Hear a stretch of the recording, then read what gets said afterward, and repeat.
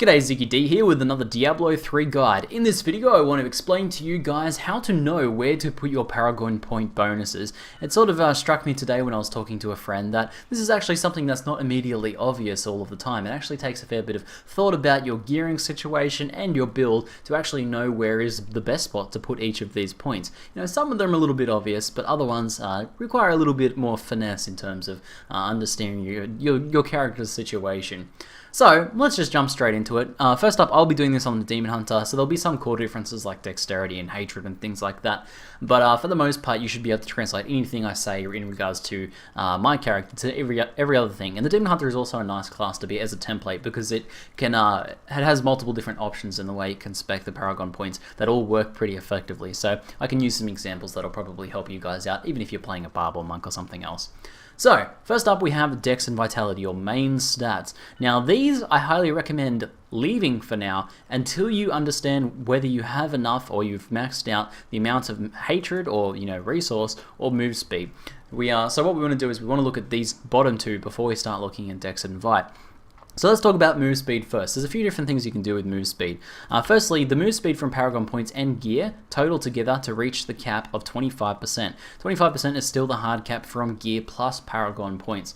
So we only want to get that to 25%. No point getting anything extra. So if you have two pieces of gear that give you 12% move speed, like myself, I have Natalia's here and Inna's Temperance, which give me both 12% each. That brings me to 24%. The maximum number I need from Paragon is only 1%. So that's pretty obvious. You have another option, however, with the move speed.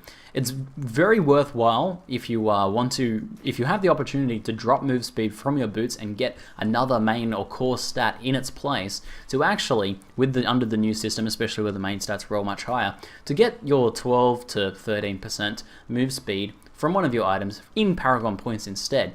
So you might not have that many points, but if you have enough points to get to 12 to 13%, then you can actually just consider dropping it from your boots, for example, and getting like Vitality in its place. If I had the option with a new pair of boots to have Vitality instead of move speed, I would consider doing that and would instead put Paragon points in my move speed to get it as close to cap as possible. Now, pretty much all builds, move speed is very important. The exceptions are builds that use something like Teleport on the Wizard, some other movement skill where movement speed isn't as important. But for the most part, every class wants move speed in Diablo. Getting between those packs really quickly is going to increase your efficiency overall. So try and get yourself to max however you can, whether that means spending more or less points in move speed. Just make sure you stay to that cap of 25% and don't sink any points exceeding that. So the next one is your resource. This very strongly depends on your build. If you're something that uses really bursty sort of skills, so for example on my Demon Hunter now I'm using Cluster Arrow, which costs a pretty significant amount of hatred. Getting a bit of extra hatred on there can help you reach a new breakpoint to be able to use your skill once more.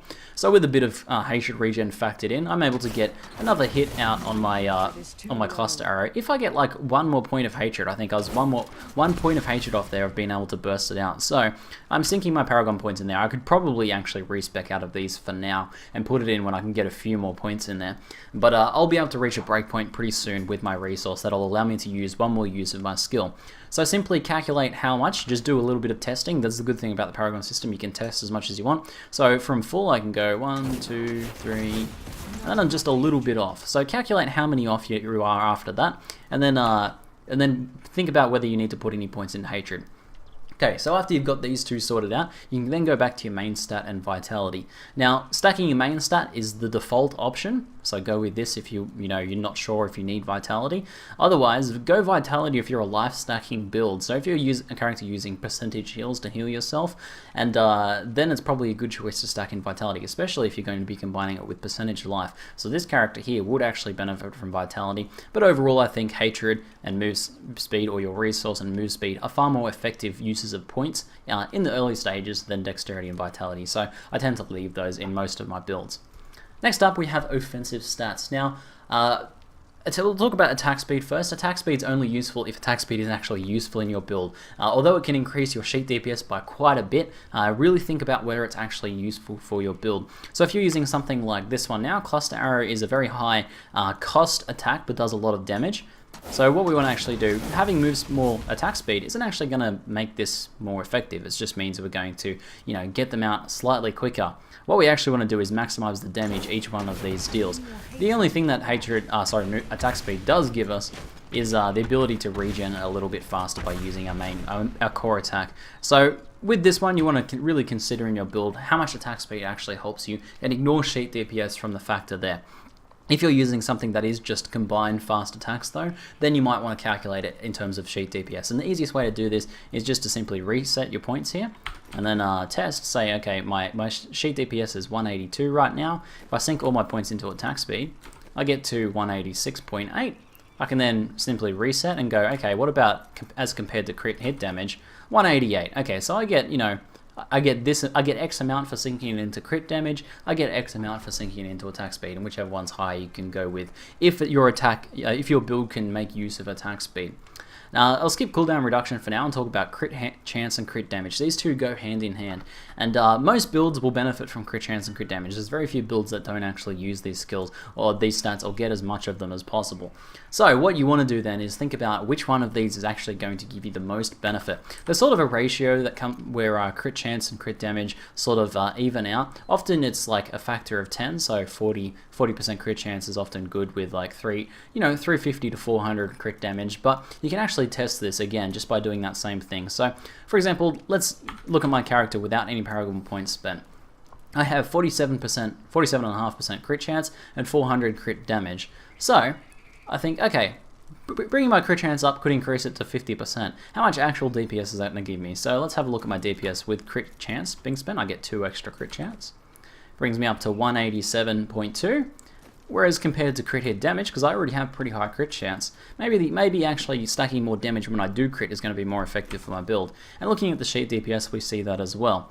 And going for the crit chance is probably better if you use something that procs off crit chance. Like if you have skills that benefit from crit chances from just getting crits, then that can be helpful. So for example, if I'm using like Hungering Arrow, Spray of Teeth, which procs on crit, then maybe you want to prioritize that crit chance a little bit if the DPS is pretty close. But otherwise, you just want to go for the one that's going to give you the highest sheet DPS total. So just simply test those two and see which one ends up with more, and nice and easy to play around with to sort of optimize those stats. Cooldown reduction is only useful if you're using a build, I think, with 2 to 3 cooldown skills. I consider that to be a heavy cooldown build, and that's only then useful if you're stacking this in addition to gear, because sinking how many points? 20 points into cooldown reduction gives you 4% cooldown reduction, not all that much. However, if you are stacking already like 30 to 40% on gear or something like that, then getting the extra on Paragon might sort of help you, squeeze a few extra seconds out there, which gets you a nice sort of rotation going with your cooldown build. It's really cool in 2.0 and Reaper of Souls. Cooldown builds are very viable now with the cooldown reduction stat, and getting it on like 2-3 pieces of gear plus your Paragon points can actually make a build that just wouldn't have worked before actually work.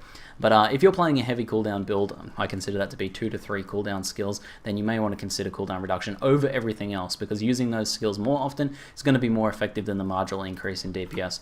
For my character though, it all comes down to the crit damage. So next up, we have defense. I've talked about in previous videos the idea of mitigation versus max life.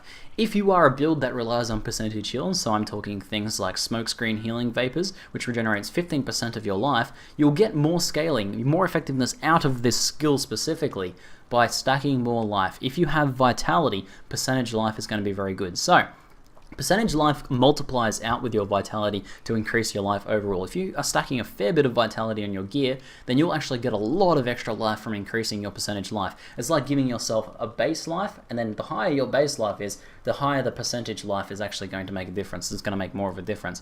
Now, this character actually doesn't have that much vit on its gear. I've got some there, don't really have any there. I've got a little tiny bit on my bow, don't really have any there, don't really have any there, have a little bit there. Not much vitality overall. So this is actually not that effective overall. I'd probably actually be better suited by resist all, but I'm just going with the life anyway to sort of test that out.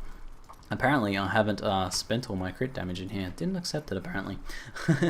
But percent life, if you do have very high vitality, is going to be your biggest net gain, and especially if you're using those percentage heals. But if you're not using those percentage heals and instead relying on something like regeneration on life gain on hit, if those are the main ways you're trying to heal your character, so if you're something like a wizard that doesn't really have any percentage heal skills, then you may really want to stack either armor, resist all, or life regen. However, there's 3 options there, so which one actually becomes the best? Resist all is by default the most effective way to spend points. 5 all resist per point is very, very effective at increasing your character's toughness. And in fact, we can probably look at our toughness rating now, 469.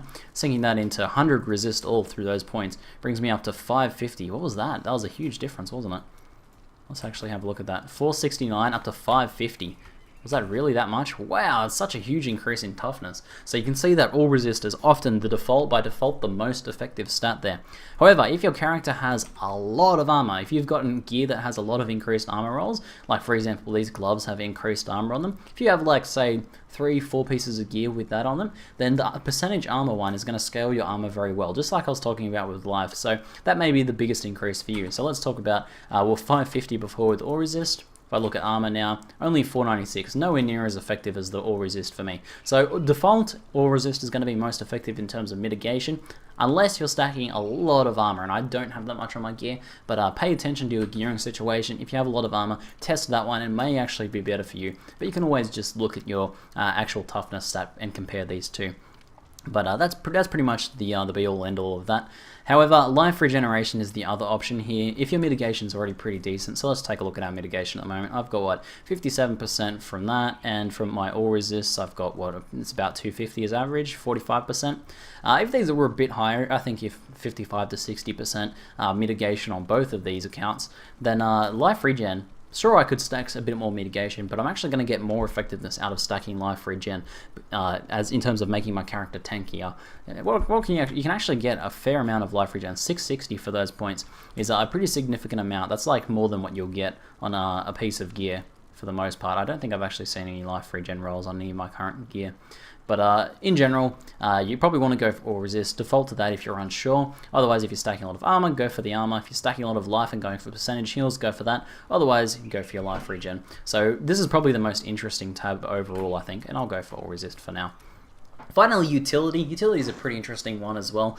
If you are stacking a lot of like increased of your core main resource stat, then resource cost reduction is probably going to be very effective for you, especially if you can sort of test around a bit and see if stacking this increases, helps you reach another breakpoint. So although you may not mathematically have enough hatred to use X amount of cluster arrows, if you stack a bit of resource cost reduction, cluster arrow is going to be a little bit cheaper than what the tooltip says, and you might be able to squeeze an extra one in there. So that's one you can just sort of test out that way.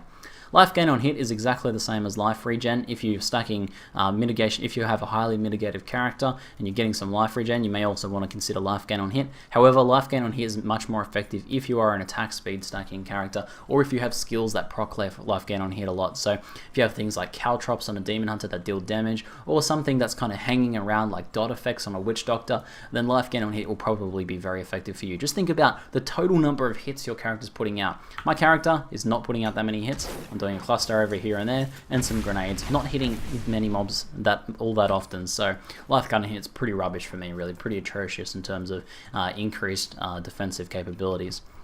So resource cost reduction is good for me at the moment. Gold find's just an obvious one. If you want to find more gold, stack gold find. Area damage, however, is the final interesting one, and this is one a lot of people get confused at. A lot of people see this and see the name area damage and think, hold on, I use a lot of AoE skills. Even my grenades are AoE skills. I can actually get, how much can I get from this? I can get like 19% increased area damage. Holy crap, that's OP. That's like a huge increase. However, area damage does not function that way in Diablo 2. It's actually pretty misleading. If we actually apply it in here, what we can actually go into the details and see is area damage, and read the tooltip here. All attacks have a 20% chance to also deal 19% of the damage to enemies within 10 yards. So this is actually something that procs 1/5 of the time and applies an extra splash damage that's calculated off the base damage of that skill. So if I'm using a very powerful single target skill, so let's look at something like Impale, and I want to, for some reason, make an Impale build that uses, turns my Impale's high single target damage, so let's even go like Grievous Wounds, so very high total damage. I can instead turn this into a sort of pseudo AoE ability. And I have to say, I haven't really played around with splash damage enough to know of how actually effective it is, area damage, how effective it is. So far, my limited testing has been pretty lackluster, but I have heard of things like Barbs using Frenzy, stacking a lot of this on their gear and on the passive, on the Paragon points here, and seeing it to be pretty effective. But for the most part, I don't think area damage is all that effective, and it'll be one I encourage you to avoid unless you end up trying to go focus on a build that actually maximizes this, using single target skills that hit often and then deal high damage, so that you can kind of splash that damage around and turn those single target skills into AoE skills. But for the most part, you'll probably be either using life gain on hit or resource cost reduction. But if for whatever reason you don't really need either of those, then I guess area damage might be your other one to go for, unless you just happen to want more gold. But anyway, hopefully you guys found this helpful and can better plug those Paragon points into your build. Anyway, that's it for now. I'm Ziggy D, and thanks for watching.